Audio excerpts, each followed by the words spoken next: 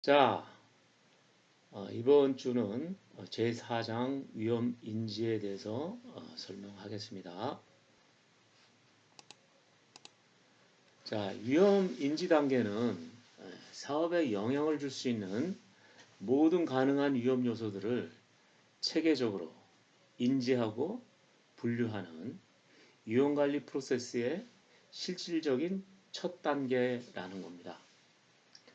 우리가 이제 위험관리 프로세스 6단계 중에 첫 번째 단계가 위험관리 계획 수립 단계 아닙니까?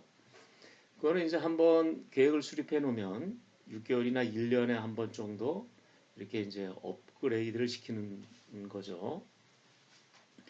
근데 위험 인지 단계는 뭐냐면 위험관리 프로세스에서는 두 번째 단계지만 계속 그 프로젝트에 어떤 위험이 있는지 계속 실시간으로 우리가 판단을 해야 되는 겁니다. 그래서 이제 실질적으로 위험관리 프로세스의 이제 첫 단계다 이렇게 얘기를 하는 겁니다. 자, 위험 인지 단계는 전체 위험관리 프로세스의 성패를 결정짓는 가장 중요한 단계다. 그래서 이제 가장 많은 시간과 노력이 투입돼야 된다라고 합니다. 위험관리를 하려면 위험관리 대상이 있어야 될 거 아닙니까, 그죠? 위험관리 대상. 위험관리 대상은 위험 요인이에요, 그죠? 위험 요인을 인지를 해야지 그 다음에 위험 분석하고 뭐 대응하고 추적 통제가 일어나는 거 아닙니까, 그죠? 그러니까 위험 요인이 없다 그러면 위험 관리 프로세스가 발생하지 않는 거죠. 그래서 위험 인지 단계가 이제 실질적인 첫 단계고, 또한 이 위험을 인지한다는 게 이게 쉬운 일이 아닙니다. 그래서 상당히 시간이 많이 들고 노력도 필요한 그런 과정이죠. 그래서 전체 위험 관리 프로세스에 들어가는 그 노력이 100이라고 하면 위험 인지 단계에 투입되는 노력을 대개 60% 정도로 산정을 합니다. 그러니까 전체 100, 위험 관리 전체 프로세스가 100이라고 보면 그 중에 60%의 힘을 위험 인지에 쏟는다 이거예요. 그만큼 위험 인지 단계가 중요하다는 겁니다. 여하튼 위험을 인지해야지 그 다음에 분석하고 대응할 거 아닙니까, 그죠? 자, 위험 인지 단계를 통해서 완전한 위험 요인 목록이 만들어져야 됩니다. 위험 리스트가 이제 만들어져야 되는 거죠. 자, 그러기 위해서는 이제 다음과 같은 업무들이 수행되는데, 첫째, 잠재적인 위험 요인을 인지하는 최선의 방법을 선택해야 된다 이거예요. 자, 위험 인지한다는 거 그냥 뭐 대낮에나 위험 인지하다 그러면 잘 인지도 안 되고 인지된 것도 이렇게 체계적이지가 않아요. 그러니까 위험을 인지하는 방법론이 또 이렇게 또 우리가 그 많은 연구자들에 의해서 이제 제시가 되고 있습니다. 자, 그 중에 우리 프로젝트에서는 어떤 방법이 가장 최선의 방법이냐 이거 위험을 인지하는. 두 번째는 발생 가능한 위험 유발 요인, 영어로 이제 리스크 트리거다 이렇게 얘기합니다. 그걸 검토한다 이거예요. 자, 발생 가능한 위험의 유발 요인. 이 트리거라는 말은 이 총의 그 방아쇠라는 뜻이거든요. 트리거. 방아쇠를 당긴다 뭐 이렇게 할 때 트리거라는 말을 씁니다. 트리거링 하죠.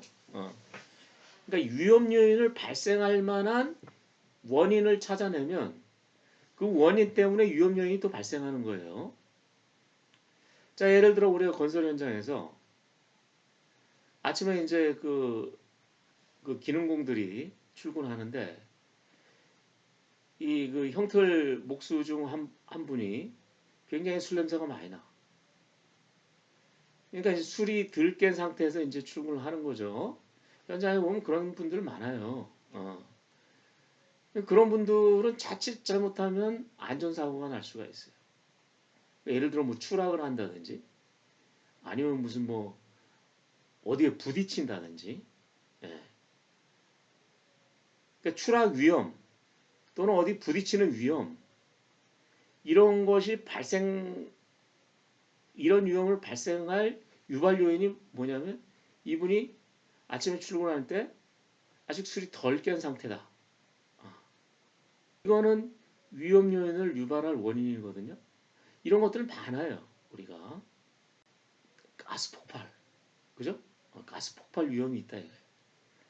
그러면 인화물질이 그 옆에 있지 않아야 되는데 뭐 못 모르고 뭐 담배를 피는 사람이 있다든가 이런 사람들도 다 이거 가스 폭발을 유발시키는 원인이거든요. 예. 그러니까 유발 요인을 검토를 해서 우리가 잠재적 위험 요인을 인지해 나가는 겁니다. 그래서 사업에 영향을 미치는 모든 잠재적 위험 요인을 요 위험 인지 단계에서 우리가 다 끄집어내야 돼요. 그래서 우리가 끄집어낸 인지한 위험 요인들은 위험 유형에 따라 분류해야 된다. 이게 타입 1이냐, 타입 2냐, 타입 3냐, 또는 위험 분류 체계에서 어떤 유형의 위험 분류냐, 이렇게 우리가 조정을 해줘야 됩니다.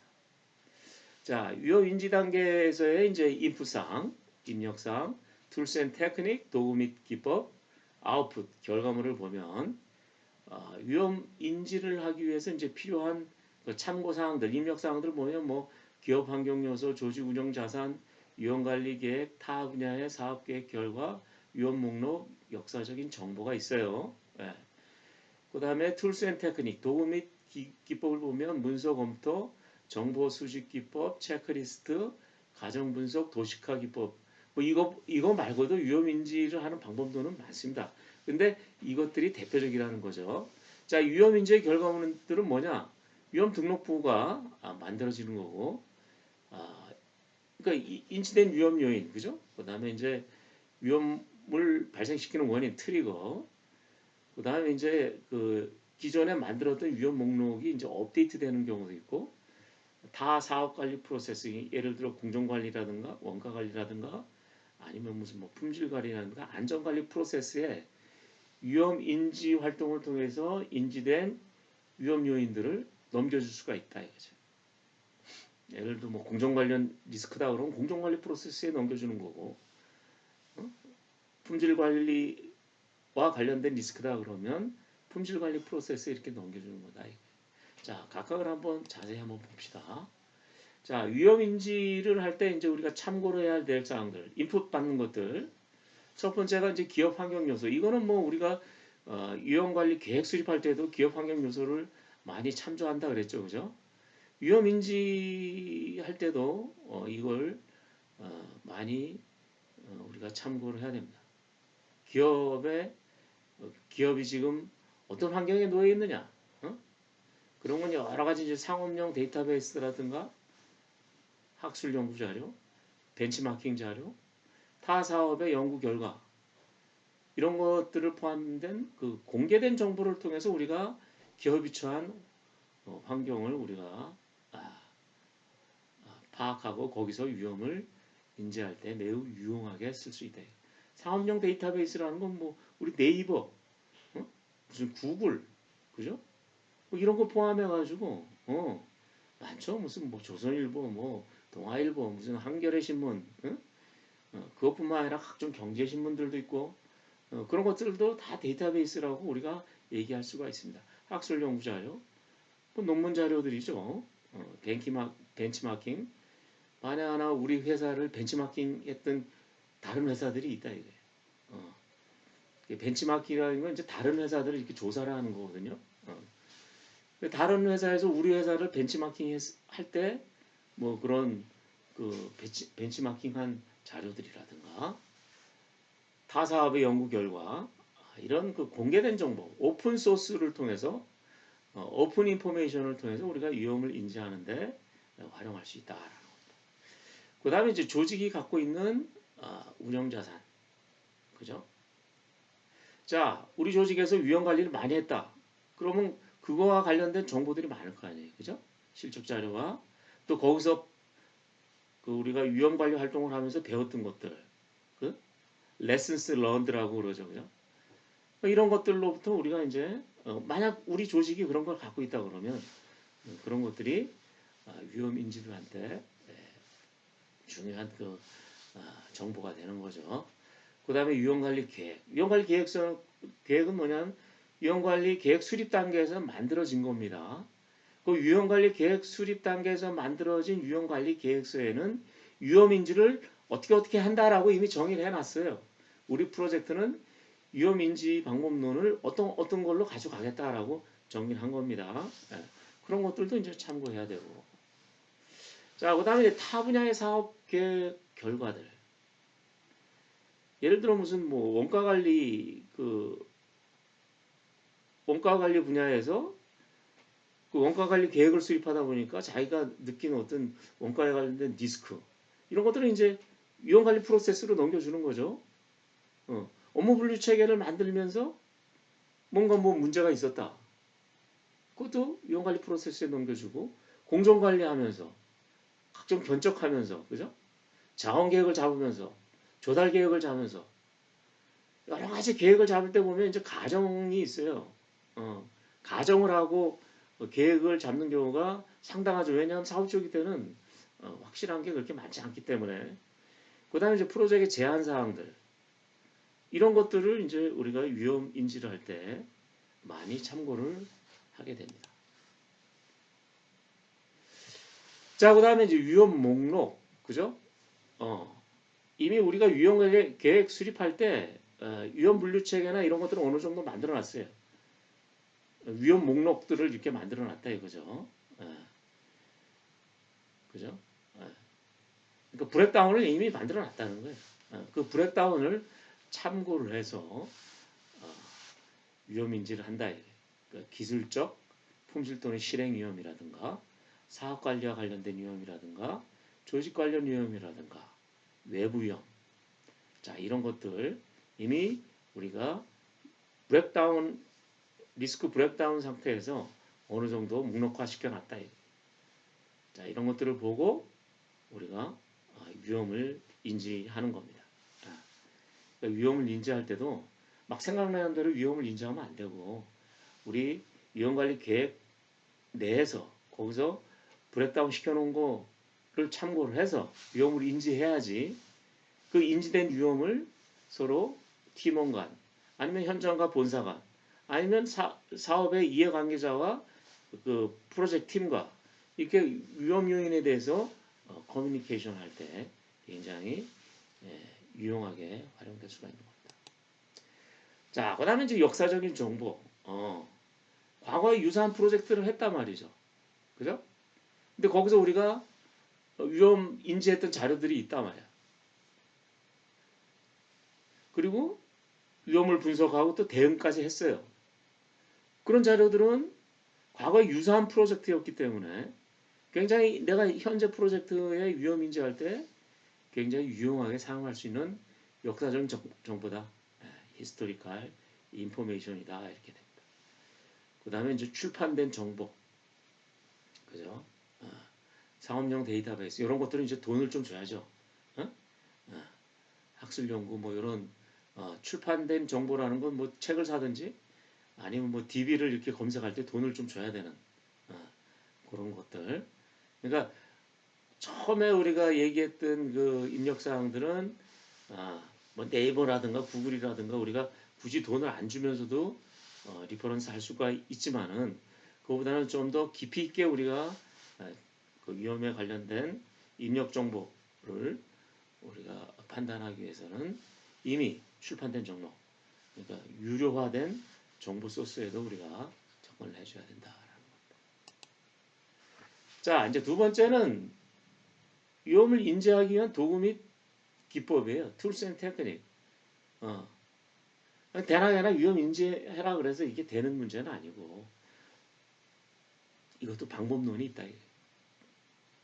자, 위험관리 과정은 사업의 내부에 잠재하는 다양한 위험 요인들을 인지, 분류하는 방법론을 결정하는 것부터 시작해서 모든 잠재 위험들을 실시간으로 인지하는 가장 효율적인 방법론을 수립할 필요가 있습니다.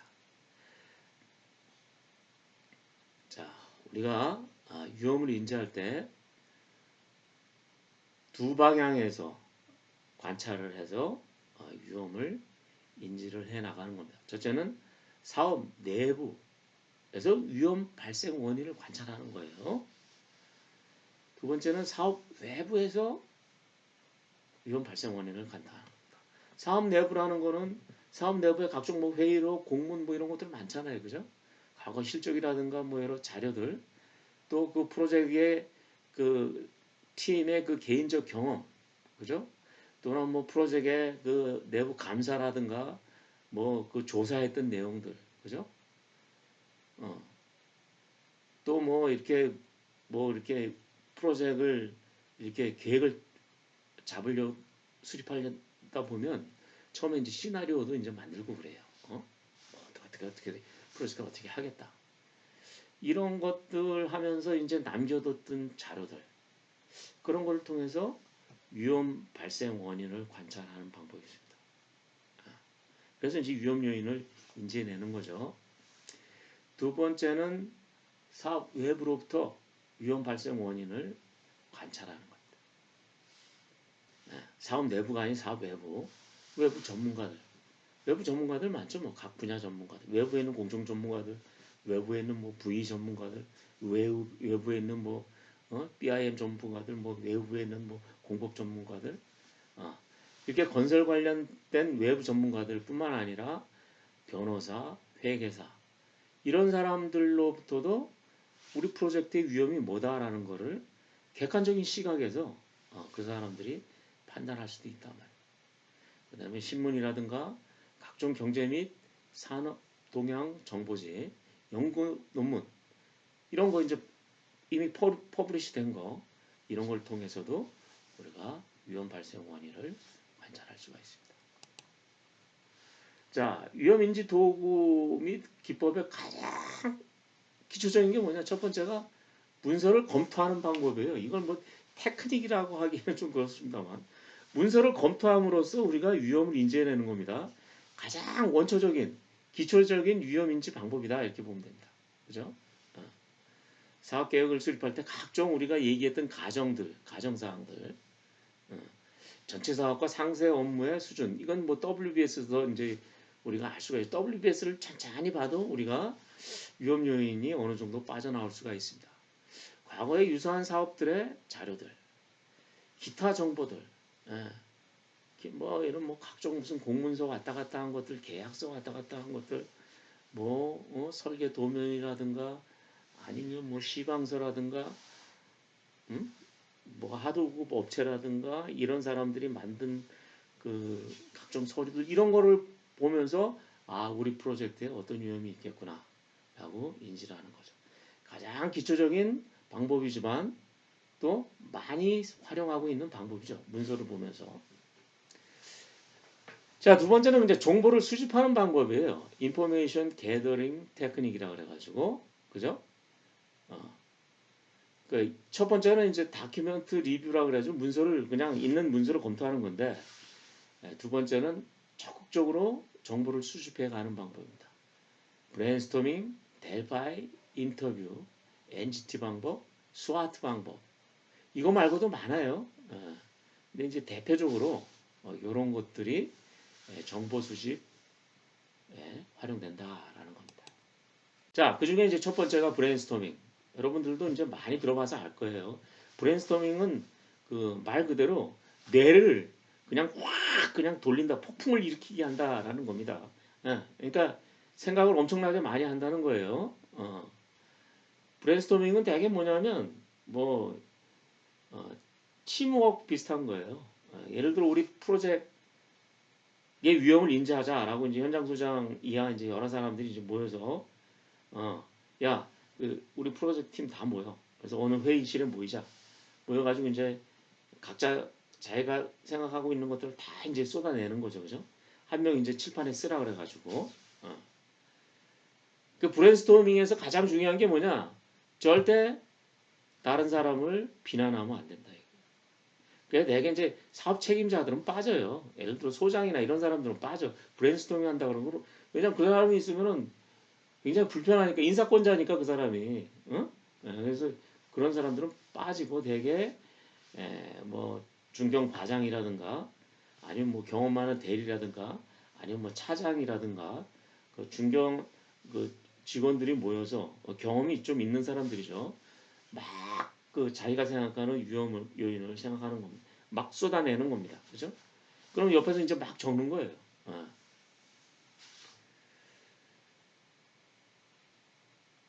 근데 이제 이 브레인스토밍은 어떨 때 이제 우리가 이걸 적용하냐면, 자, 그 체크리스트를 개발할 때, 위험인지 체크리스트를 개발할 때든가, 아니면 우리가 위험 요인을 지금 그 정기적으로 업데이트를 해야 되는데 자료가 부족하고 전문가가 부족해요.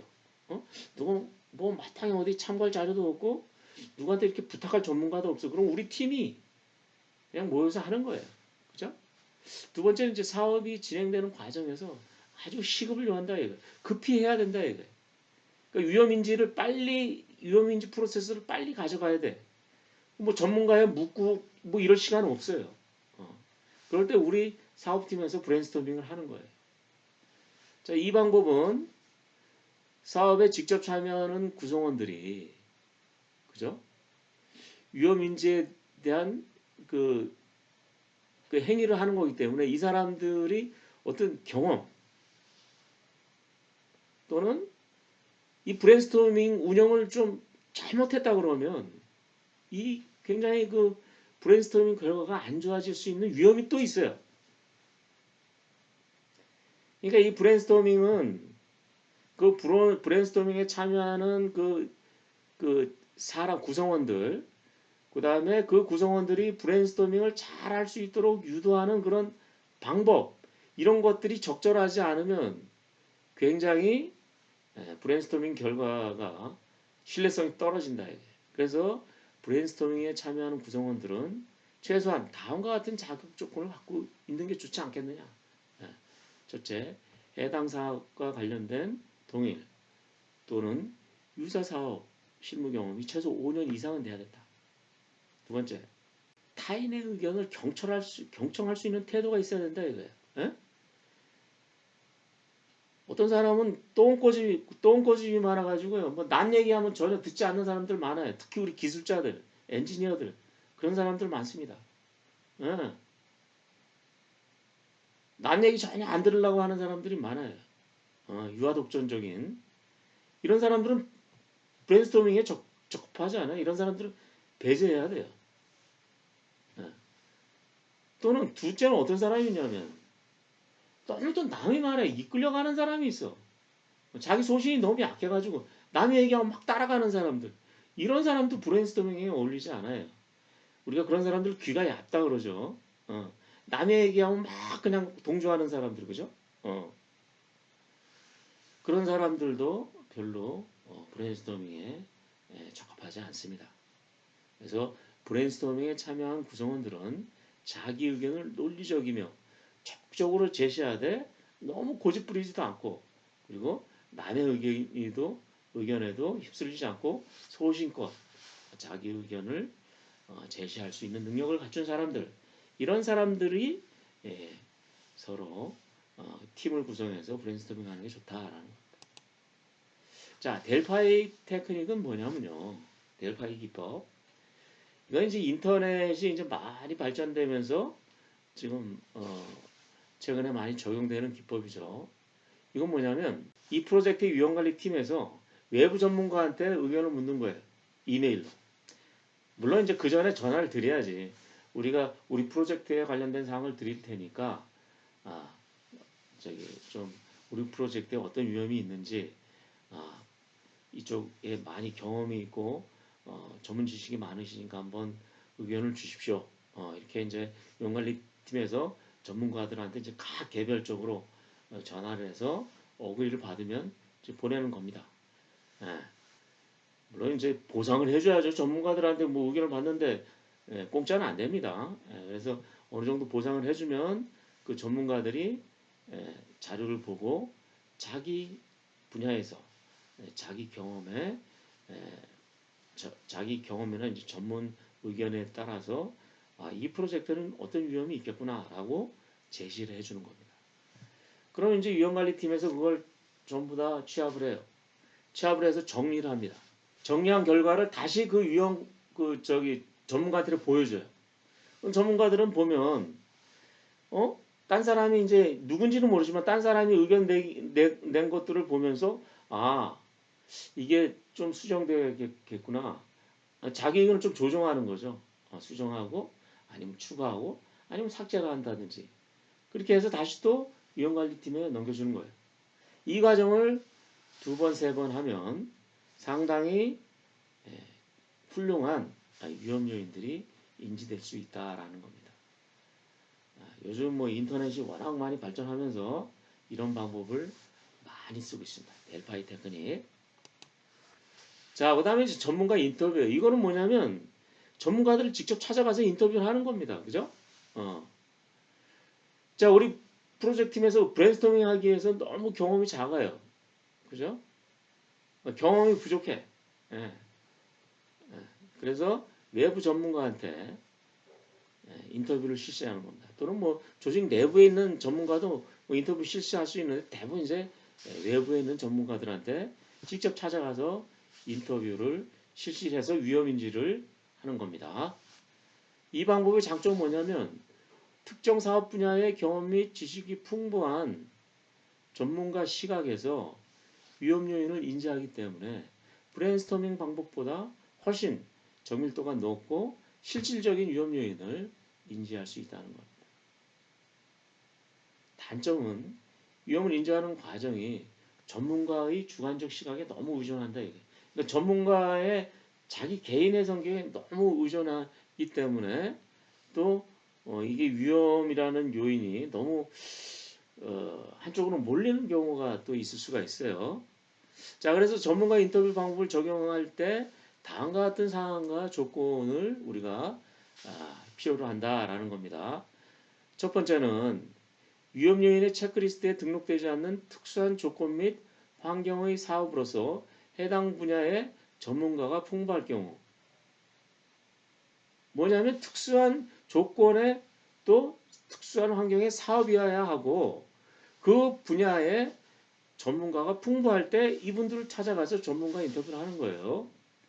두 번째는 위험 요인을 인지하는 과정에 소요되는 시간, 노력이 굉장히 많이 필요하다 이거예요. 그래서 위험을 그 사람 뭐 찾아가고 뭐 인터뷰하고 정리하고 그러면 찾아가려면 그 전에 약속을 잡아야 되고 뭐 언제 갑니다 얘기해야 되고 인터뷰 항목도 정해야 돼. 이게 굉장히 인터뷰 전문가 인터뷰는 시간이 많이 소요되고 비용도 많이 들어갑니다. 그래서 긴급을 요하는 경우에는 전문가 인터뷰를 할 수가 없어요. 자, 세 번째는 브레인스토밍을 우리가 했어요. 그런데 너무 찜찜해. 뭔가 불안전한 것 같아. 이럴 경우에 전문가들을 가서 다시 한번 정리를 하는 방법. 이럴 때 이제 전문가 인터뷰를 엑스퍼트 인터뷰를 한다. 자, 네 번째는 NGT, 영어로 이제 노미널 그룹 테크닉이다 이렇게 얘기합니다. 이거는 이제 개인 의견이 아니고 이제 그룹 사고를 하는 방법인데요. 이건 브레인스토밍과 상당히 연관이 많습니다. 네. 자, 회사의 부서 또는 이해관계자들로 이렇게 이제 5명에서 7명이 구성을 합니다. 자, 이것도 이제 브레인스토밍과 비슷하게 그 멤버들의 품질, 자격 조건에 따라서 그 결과의 질이 좌우되는 단점은 있어요. 자, 어떻게 하는 거냐면 5명에서 7명 그룹을 형성을 합니다. 여기까지는 이제 브레인스토밍 비슷하죠. 논의, 전제 및 조건 확정. 자, 우리가 이제 뭐에 대해서 논의를 한다. 그러니까 예를 들어 우리가 이 프로젝트의 위험 요인에 대해서 우리가 얘기를 하겠다. 그 위험 요인 중에 뭐 우리가 기술적인 요인에 대해서 우리가 얘기를 하겠다. 그럼 각자 의견을 냅니다. 5명에서 7명이. 자, 의견을 내면 그 한 명 이제 그 소무하는 사람이 칠판에 있다. 그걸 이제 화이트보드에 적든지 아니면 이렇게 붙여요. 자, 붙여놓고 이제 어떻게 하냐면 붙여놓고 2개씩 쌍방 비교를 합니다. 그러니까 이제 항목들 각 5명, 7명이 막 의견을 얘기하잖아요. 그죠? 의견 얘기한 걸 쭉 리스트업을 해놓고 그 다음에 이제 두 개씩 비교를 하는 겁니다. 최상위에 있는 두 개부터 최상위에 있는 게 A, B다 이거예요. 그래서 7명이 지금 참여를 했는데 A가 더 중요한 사람 3명, B가 중요한 사람 4명. 그럼 B가 A 앞으로 가는 거예요. 자, 그 다음에 A와 C를 비교합니다. 그래서 뭐 A가 7명, A가 뭐 5명, 뭐 C가 2명이다 그러면 B, A, C 이런 식으로 이제 계속 가는 거죠. 그래서 계속 쌍방 비교를 통해서 우선순위를 정해 나가는 방법. 이게 이제 NGT 방법입니다. 그러니까 브레인스토밍 방법은 그냥 의견을 막 제시하는 수준에 불과하지만 NGT 방법은 쌍방 비교를 통해서 우선순위를 정하는 방법이다. 자, 그러면 스와트 분석이 있어요.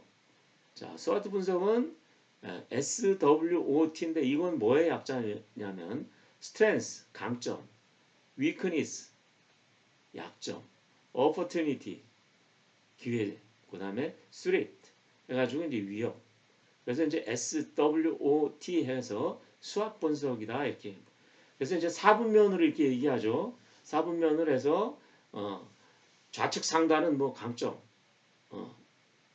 좌측 하단은 약점, 뭐 우측 상단은 기회, 우측 하단은 위협 이렇게 이제 해놓고 거기에 막 이렇게 이제 적어 나가는 겁니다.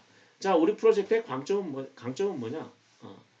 뭐 이건 뭐 브레인스토밍이나 뭐 NGT 방법이나 뭐 여러 가지로 우리가 이제 뭐 할 수도 있는 건데 막 의견을 내는 거죠. 의견을 내는 겁니다. 그래서 이제 NGT나 브레인스토밍은 이제 이렇게 스와트 강점, 약점, 기회, 위협 이렇게 네 가지로 이제 분석하는 게 아니고 그냥 쭉 뭐 생각나는 대로 막 얘기를 하는 거지만 이거는 사분면을 정해서 이 위협 요인은 뭐 강점이다. 이 위협 요인은 뭐 기회 요인이다. 이 위협 요인은 뭐 약점이다. 위협 요인이다. 이렇게 이제 우리가 하는 방법. 많이 쓰는 방법이에요. 스와트도. 자, 그 다음에 체크리스트 방법. 체크리스트 방법은 뭐냐면 과거에 경험했던 위험의 대상 유형들 수집, 체계적으로 분류 정리해서 쭉 리스트업을 해놓는 거예요. 그래서 이걸 기반으로 신규 사업 또는 유사 사업에 잠재되고 있는 위험률을 인지하는 방법. 미리 체크리스트를 만들어 놓는다 이거예요. 과거의 경험을 기준으로 해서. 그죠? 네. 거의 위험 인지 방법의 8, 90%가 체크리스트를 기준으로 하고 있어요. 그러니까 예를 들어 아파트 공사다 그러면 아파트 공사에 대한 위험 요인들 이미 옛날에 많이 해봤기 때문에 체크리스트를 쭉 만들어 놓는 거예요. 그 아파트 공사할 때는 뭐 설계할 때는 어떤 위험이 있고 뭐 발주할 때는 어떤 위험이 있고 뭐 토공사할 때는 어떤 위험이 있고 뭐 골조 공사할 때는 어떤 위험이 있고 과거에 막 무수하게 우리나라 아파트 공화국이라고 그러잖아요. 그죠? 워낙 아파트를 많이 져가지고 그 아파트에 대해서 아주 빠꾸미들이에요. 그래서 체크리스트를 미리 만들어 놓는 거예요. 그럼 이제 우리가 새로운 프로젝트를 해야겠다. 그러면 이제 그 체크리스트를 보고 보는 거죠. 이 항목 중에 우리 프로젝트에 해당하는 위험 요인은 뭐가 있을까? 굉장히 위험을 인지하기가 편하죠. 자, 그래서 위험 인지 방법론 중에 가장 보편적이고 실용적인 방법론으로 인정되고 있습니다. 그래서 위험 요인을 위험 요인 체크리스트를 딱 만들어 놓은 다음에 뭐 추가되는 것들은 계속 추가시키면 돼요. 특정 사업에 뭐 추가되는 거 있다 그러면 계속 추가시키면서 리스트가 이제 길어지는 거죠, 그죠? 길어지는 겁니다. 전체 그 위험을 인지하는 방법론 중에 한 8, 90%가 체크리스트 방법을 쓰고 있다 이렇게 봅니다. 자, 그다음에 이제 가정 분석. 우리가 이제 영어로는 이제 assumption analysis 이렇게 얘기합니다. 아까 이제 모두 얘기했지만 우리가 초기에 계획을 짤 때 많이 가정을 해요. 우리가 이제 영어로는 if then. if then은 뭐예요? 만약 그렇다면 어떻게 한다. if then 이렇게 얘기하는 거죠. 그래서 모든 사업에는 이제 그 초기에는 자료들이 없기 때문에 가설 또는 각본, 가정을 합니다. 그죠? 그래서 이 가정이나 각본이 정상적인 건가? 뭐 이런 것들이 굉장히 일관성이 없고 부정확하다 그러면 사업 위험 인지도 굉장히 안 좋지만 이 가설, 가학본, 가정을 할 때 그죠? 어, 위험이 어느 정도 많이 인지된다 이거예요. 자, 그 다음에 이제 도식화 기법이 있어요. 도식화 기법은 이제 그림을 그려가면서 이제 위험을 인지하는 거예요. 요거는 그림을. 자, 첫 번째 이제 표로 하는 방법이 있고, 이제 표나 그림을 가지고 이제 우리가 위험을 인지해야 되는데, 여기 지금 그림을 보면, 위험 요인, 첫 번째 줄을 보면, 위험 요인이 뭐냐면, 소비자와 신뢰 부족이 발생됐다라는 거예요. 발생할 위험. 소비자와 신뢰 부족 발생 위험.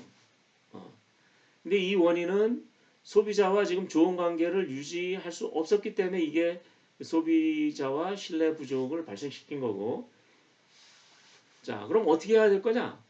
소비자와 더 자주 만나서 만나기 위한 추가 노력이 필요하다.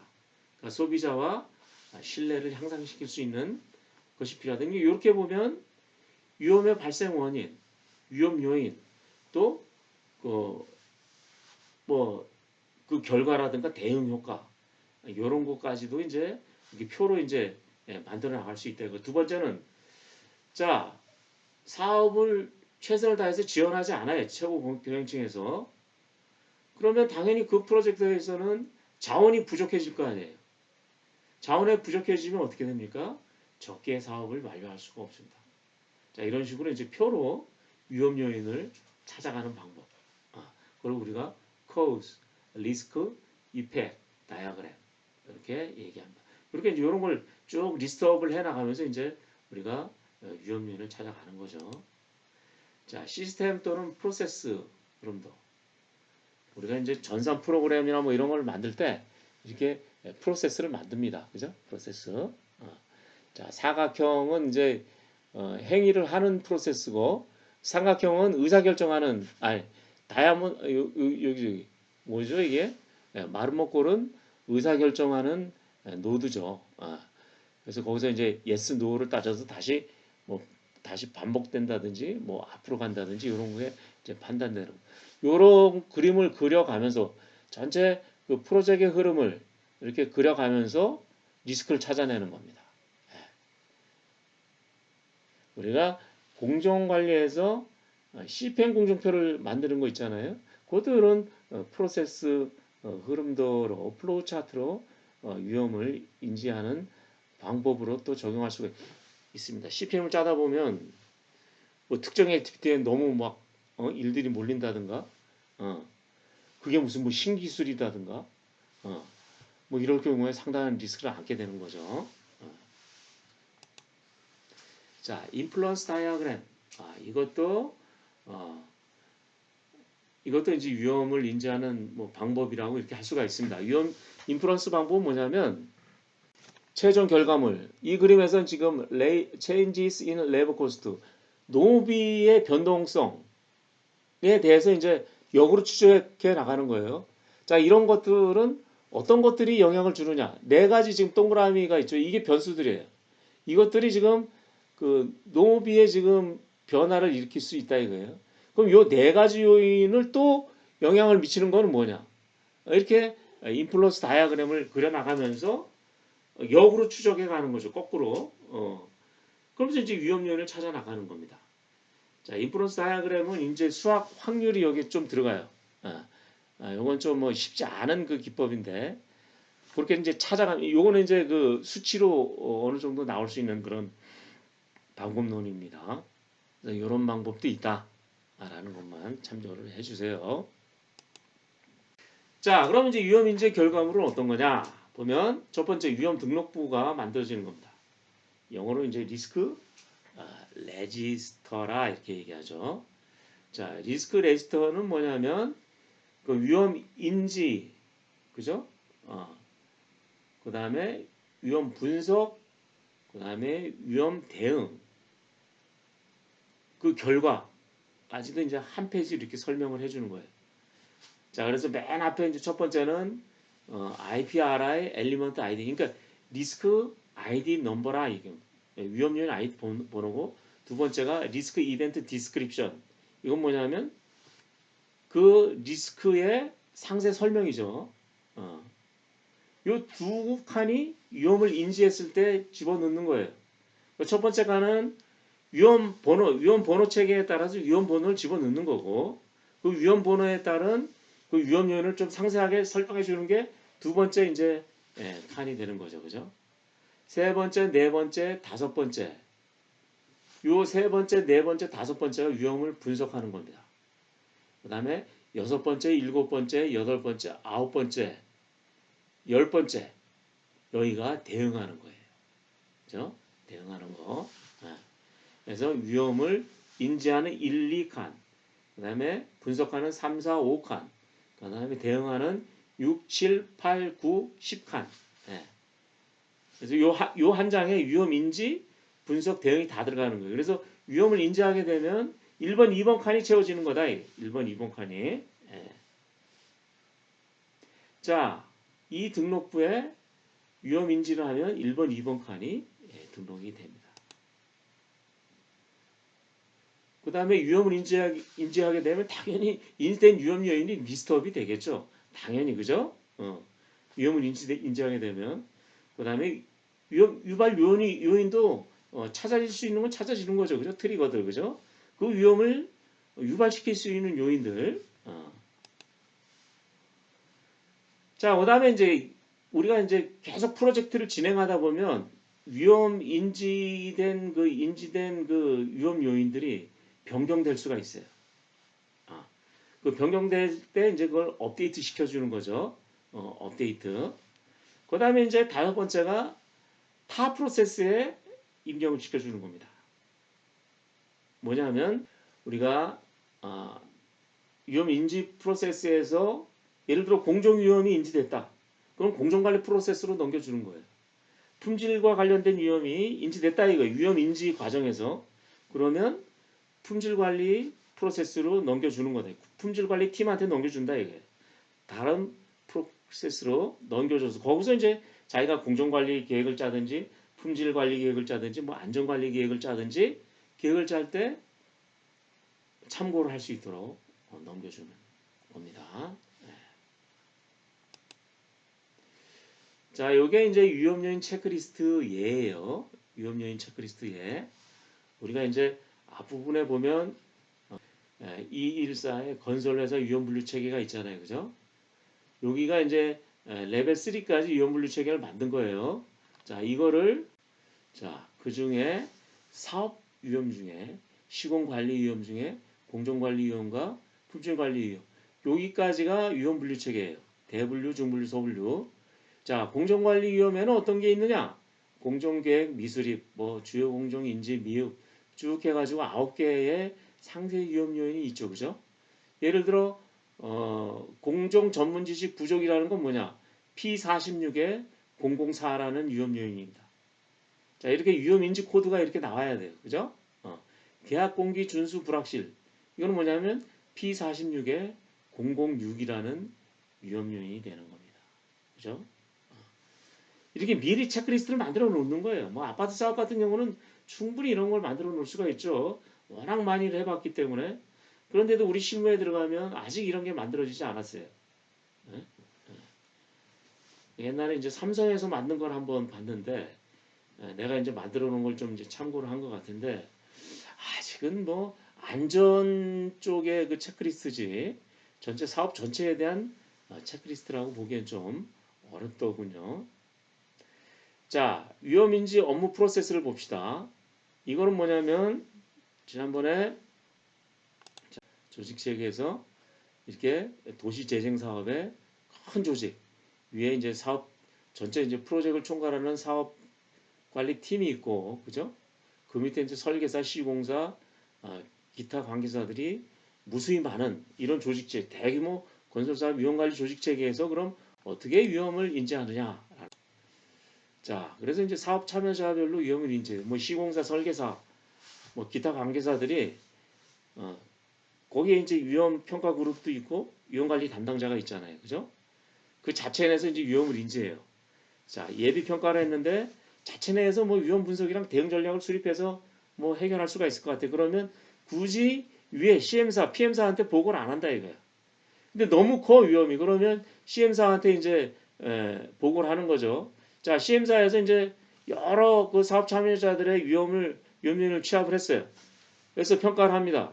아, 근데 봤더니 야, 니들 사업 참여사 단위에서 그거 분석하고 대응해 하고 이제 되돌려 줄 수도 있고, 자, 그래, 이건 상당히 큰 거구나. 이거는 위험평가위원회에 올려야겠다. 그러면 이제 위험 분석 계획도 수립하고, 이건 누구냐? 위험 관리자가 이런 걸 만들어야죠.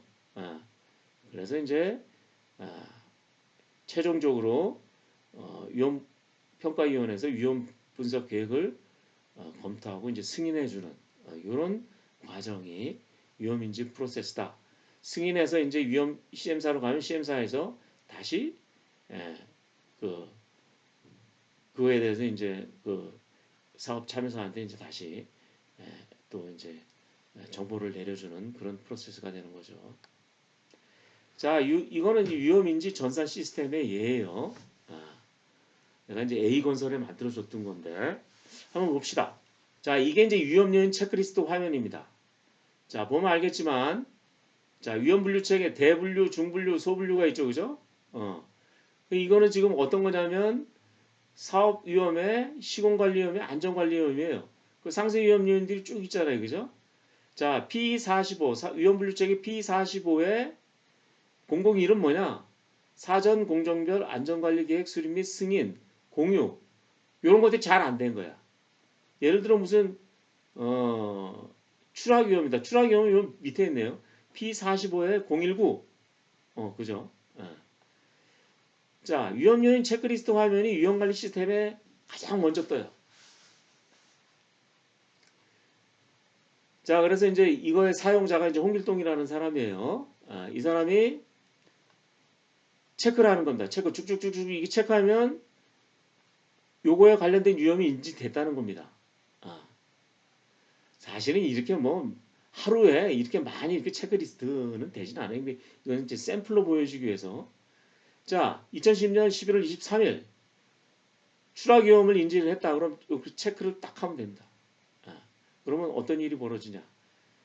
이제 자기 화면이 이제 들어오는 거죠. 거기 이제 체크리스트 화면에서 만들면 지금은 뭐냐면 P54의 006 이건 뭐냐면 민원으로 인한 공사 중단 위험이에요.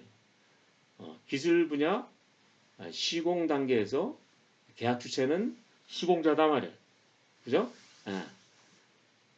자, 이건 누가 인지했냐면은 인지자는 김선달이에요. 자, 위험관리 담당자 이 현장의 위험관리 담당자는 누구나 홍길동. 인지자는 김선달 대리예요. 그죠? 김선달 대리. 김선달 대리가 요 체크리스트에서 요 민원으로 인한 공사 중단 P54의 006을 인지를 한 거예요. 그러면 자기 화면에 이게 떠요. 그러면 이 그 김선달 대리가 요 민원으로 인한 공사 중단은 체크리스트이기 때문에 이거 정확히 뭐냐 말이야. 어디 민원이 발생할 것 같냐. 현장 주변 구조물 피해에 따른 민원 발생. 공정은 뭐냐면 토공사 단계에서 기술 분야, 시공, 시공자, 토공사 단계에서 지금 현장 주변 구조물에 피해에 따른 민원 발생이 지금 예상된다. 그러니까 땅을 파다가 현장 주변에 그 건물이 있는데 건물에 지금 그 균열이라든가 뭐 이런 것들이 침하가 발생했어요. 그럼 그 집주인이 가만히 있겠습니까? 민원을 발생시키면 시청이나 뭐 이런 구청에 민원을 접수하면 바로 공사 중단이 됩니다. 바로 공사 중단. 이후 여하를 막론하고. 그러니까 요즘은 민원이 제일 무서워요. 민원을 넣으면 무조건 공사 중단이야. 공사가 그냥 스톱해야 돼. 엄청난 위험 요인이죠. 자, 이거에 대해서 이제 위험평가 그룹이 3명인데, 위험평가, 이 프로젝트에 이제 위험평가 그룹 3명이에요. 예를 들어 뭐 고문과장, 뭐 안전과장, 품질과장 3명이 위험평가 그룹이다. 근데 그 사람이 이제 그 김선다리가 인지한 걸 이제 보는 거예요. 자, 근데 2명은 그래, 요거 분석하자. 1명은 이거 분석할 필요 없어. 이렇게 나온 거예요. 자, 그런데 2대1로 분석 결정됐습니다. 왜 이 과정이 필요하냐면 막 인지했다고 다 분석하다 보면 이건 너무 일이 많아져. 그래서 분석 단계로 넘어갈 거냐 말 거냐를 한번 걸러줘야 된다. 그게 이제 위험 인지, 그 과정에서 일어나는 겁니다. 자, 두 번째를 볼까요? 두 번째는 이제 이국진 사원이라고 합시다. 이국진이 위험 요인을 어떤 걸 인지를 했냐면 현장 조건과 설계의 불일치. 이거는 위험 분류 체계 번호가 P32-001이야. 그죠? 그 위험 요인 체크리스트에서 이걸 체크를 딱 한 거예요. 현장 조건과 설계 불일치. 그럼 어느 부분이 지금 현장 조건과 설계 불일치냐? 지하 2층 엘리베이터 샤프트 내 철골 컬럼이 돌출될 위험이 있어 보인다. 자, 이런 일 많습니다. 예. 우리가 이제 철골 공사를 하다 보면, 예. 이게 이제 공장에서 잘못 제작되는 경우가 많아요. 왜냐하면 도면이 이상해가지고, 도면이. 그걸 이제 이국진 사원이 발견한 거야. 그죠? 자, 이거에 대해서 위험평가 그룹에서 3명이 평가를 했더니 3명 전부 다 아이고야 이거 분석해야겠구나 이렇게 넘어가는 거야. 야, 이거 만만치 않단 말이야. 이게 골치 아프거든요. 이게 나중에 공장 제작해가지고 현장에 와서 조립하려고 그러는데 컬럼이 너무 컸어. 그럼 다시 또 공장에 보내서 잘라가지고 올 텐데 그 엄청난 공기 지원과 비용 상승이 오는 겁니다. 자, 이렇게 이제 위험을 인지한 것들을 쭉 리스트업한 겁니다. 쭉. 그죠? 자, 그래서 이제 현장명은 이제 ABC 사업 신축 공사인데 여기서 이제 쭉 인지다들이 많잖아요. 그 인지된 것들의 분야와 공정. 자, 이거 분석할 거냐. 얘는 분석 단계로 넘어가는 거고 아니오는 분석 단계로 넘어가지 않아요. 자, 여기서 우리가 주의할 게 뭐냐. 아니오 했다고 해서 이거를 우리가 삭제해버리면 안 된다 얘기. 위험 요인 한번 인지되면 그 단계가 넘어갈 때까지는 계속 이걸 봐줘야 돼요. 그러니까 이번 주는 별거 아닌 것 같아요. 다음 주는 또 이게 위험이 커질 수가 있거든요. 그러니까 이거를 계속 우리가 팔로우업을 해줄 필요가 있다라는 겁니다. 자, 이번 주 위험 인지 단계에 대한 강의를 마치도록 하겠습니다.